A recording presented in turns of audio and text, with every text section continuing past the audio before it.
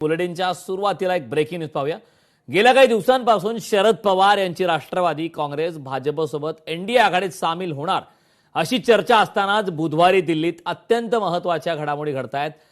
राष्ट्रवादीचे संस्थापक शरद पवार यांनी सकाळी अचानक संसदेत पंतप्रधान नरेंद्र मोदी यांची भेट घेतली। या भेटीचे काही फोटो सुद्धा समोर आले। शरद पवार सुप्रिया सुळे यांनी पंतप्रधान नरेंद्र मोदींची भेट घेतली। पंतप्रधान नरेंद्र मोदींसोबत बैठक झालेली आहे। त्यामुळे वारंवार ज्या प्रकारच्या चर्चा होत आहेत की शरद पवार हे आता एनडीएला पाठिंबा देणार, त्या संदर्भात महत्त्वाची चर्चा झाल्याची सुद्धा माहिती मिळते। शरद पवार आणि सुप्रिया सुळे यांनी नरेंद्र मोदी यांची भेट घेतली। पंतप्रधान नरेंद्र मोदी यांची ही भेट घेण्यात आलेली आहे। पुन्हा एकदा या चर्चांना उधाण आलेलं आहे। नेमक्या काय घडामोडी घडतात, आगामी काळात खरंच राष्ट्रवादी शरद पवार यांचा पक्ष पाठिंबा देणार का, हे याबाबतची एक महत्त्वाची अपडेट आहे। संसदेत सगळे नेते भेटतच असतात एकमेकांना।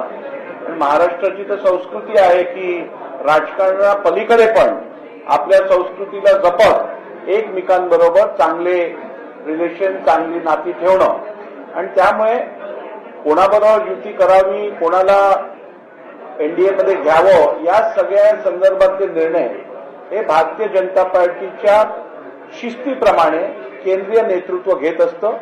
ह्या सगळ्या गोष्टींवरती जे काय सांगायचं असेल, जे काय निर्णय घ्यायचे असतील, हे केंद्रीय नेतृत्व घेईल। राजकारण काय घडते म्हणण्यापेक्षा शेवटी पवारसाहेब हे ज्येष्ठ नेते, देशाचे नेते, ते मोदी साहेबांना कधीही केव्हाही भेटू शकतात आणि कुठल्याही कामानिमित्त शेवटी काल ते जंतर मंतरवर गेले असतील, त्यांचे प्रश्न ऐकले असतील, शेतकऱ्यांचे प्रश्न त्यांना माहिती, त्यामुळे ते मोदी साहेबांना भेटू शकतात, मोदी साहेबांचे शेतकऱ्यांचे प्रश्न ते मांडू शकतात।